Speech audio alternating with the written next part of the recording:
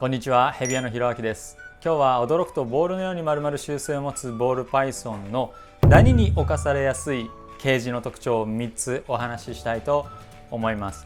ボールパイソンを飼っていく中で、いくつかトラブルっていうのが発生する可能性があるんですけれども、そのうちの一つにダニがあります。ダニはですね、ボールパイソンの体にくっつくと血を吸うわけですね。なので落ち着かない、もぞもぞしてストレスになっていってしまいますし、例えば、ダニを通して病気が伝染していくということもあります。なのでいないに越したことはなくて、ダニが発生するのを防ぐ必要が僕たちにはあるわけですが、ダニが発生しやすいケージの特徴を今日はお話ししたいと思います。まず一つはですね、ヤシ殻。今使っているのはペットシーツですが、ヤシ殻だとダニが発生する確率というか、そのダニが大繁殖してしまう確率が高くなります。なんでかっていうと、ヤシ殻っていうのはですね、非常に高い吸水性というか吸湿性を持ってるんですね。で、ダニはやっぱりその湿度の高いところに増えていってしまうので、ダニが発生した時にヤシ殻を使っている場合は、その湿度の高さとか、あとはデコボコしてるでしょ、隠れるところがいっぱいあるわけじゃないですか。なので人間側が発見するのが遅れてしまうこともあって、ヤシ殻を使うとダニが大繁殖してしまう可能性が少し上がります。本当によくよく注意して知っておきたいことは、ヤシ殻がダメなのでは全然ないですね。ヤシ殻っていうのはボールパイソンにとって最も適した最も優れた床材の一つではあるんですけど、何事にもやっぱりメリットとデメリットがあって、でヤシ殻のデメリットの一つはその高い吸水性吸湿性ゆえに、またそのデコボコしている、これはボールにとってはいい刺激になったりもしますけれども、その特徴ゆえにダニが発生した時に人間側が見にくかったり駆除しにくくなるという特徴もあるということを知っていただきたいと思います。なのでヤシ殻を使うことは勧めてはいるんですけど、ヤシ殻を使う場合はダニが発生しないようにいつも以上に気をつける、ペットシーツで、飼われている方よりもアンテナの感度をビンビンにしておくっていうのは大事なことかなと思います。何度も言いますけど、ヤシ殻は非常に優れた床材なので、ヤシ殻がダメなんじゃ全然ありません。ダニに侵されやすいケージの特徴その2は、湿度が高すぎるというものですね。そのヤシ殻の特徴とも似ていますけれども、例えば密閉性が高すぎたりする場合にダニが普段よりも繁殖してしまうということがあるわけですね。これ結構穴開いてるんですけど、普通のレプタイルボックスとかだと上にも穴が開いていて通気性が非常に良くなっていて、普通のレプタイルボックスだと逆に通気性が高すぎるので、うちではこういうオリジナルボックスで上を閉じて、その分横の広げたりとか、横の穴を広げてボールパイソンに特化したものを使ったりしているんですが、ボールパイソンは生き物の中では適応力が低くない方の生き物だと思うので、こういうレプタイルボックスだけじゃなくていろんなもので飼うことができるわけですね。例えば衣装ケースとか、他には何でしょうね、ホームセンターで売ってるようなバックルコンテナとか、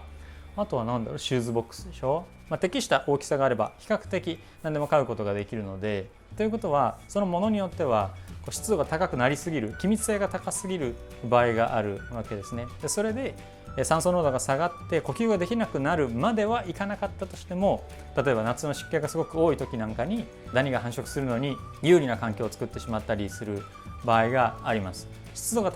低すぎるのもダメなんですけれども、高すぎるとそういうですね、雑菌とかダニの繁殖が加速してしまうという場合もあるので、湿度があんまり高くなりすぎないようには気をつけた方がいいかなと思います。ダニに侵されやすいボールパイソンのケージその3は不透明であるというものです。これは透明ですね。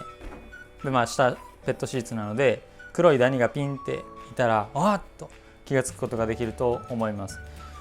で、不透明なケージでボールパイソンを飼育する人もいますし、なんならその海外のトップブリーダーたちは透明なケージはもう使わないですね。みんな不透明で外が見えない遮光性が高い専用のラックとかを使って飼育をしているんですけど、そうすると彼らはダニが発生しない環境とか、あとは発生した時の対処っていうのを熟知してるから良いと思うんですけど、ボールパイソンを初めて買いましたとか、これから飼ってみようと思いますっていう方々に知っておいていただきたいのは、透明であるというのはボールにとっては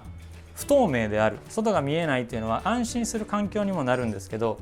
僕ら側がボールの異変、部屋の中の異変に気づきにくくもなるということがリスクとしてあるということです。なのでこういう透明だと、何か異変があった時にすぐ分かる、その分ちょっとボールが落ち着かないという子もいる。僕は透明が好きじゃないわという子もいるわけですけれども、反対に不透明だとボールにとっては落ち着く環境が作りやすい反面、異常に僕らが気づきにくいというデメリットもあるので、ダニが発生していないかどうかとか、ボールは元気にしているかとか、ちゃんと餌を食べているかとか、水は汚れていないかとかっていうのを念入りに見てあげる必要があるわけですね。これも不透明だからダメだと言ってるわけではなくて、不透明なケージには不透明なケージなりのメリットとデメリットがあるということで、ダニが発生した時にその変化に気づきにくいという特徴があるので、それも把握しながら使ってあげるといいんじゃないかなと思います。ダニはとにかく最初の1匹を発生させないということが大事で、ゼロの場合はもうダニは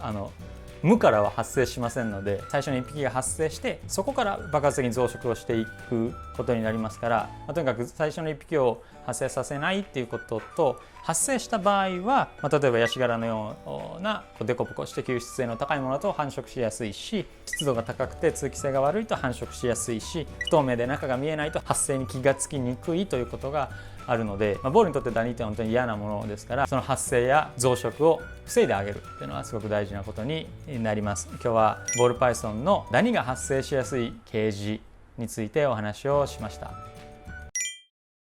当店の生体在庫状況は概要欄にあるホームページからご覧ください。